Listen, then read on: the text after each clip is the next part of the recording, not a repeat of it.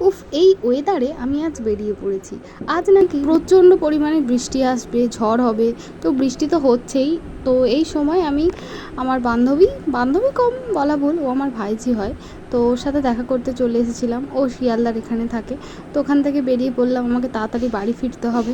ওর সাথে গল্প করে একটু যে ঘুরবো তার কোনো উপায় নেই। এত ঝড় বৃষ্টি, তার মধ্যে বাড়ি চলে আসতে আসতে আমার অনেকটাই লেট হয়ে গিয়েছিলো।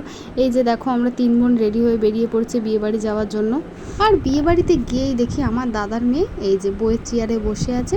ওর আবদার, পিমনি তুমি আমার সাথে একটা ভিডিও করো, আমাকে তুমি হিরোইনদের মতো ঘোরাবে।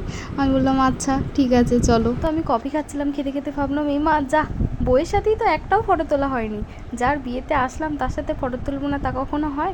এই যে আমার ভাই যে আবার চলে এসেছে, ওর মন মতো নাকি আমাকে পোজ দিতে হবে। আমার ফটো তোলার পোজ ওর পছন্দ হয় না। তো এটাই করছিলাম। আজকের ব্লগটাই পর্যন্ত, টাটা।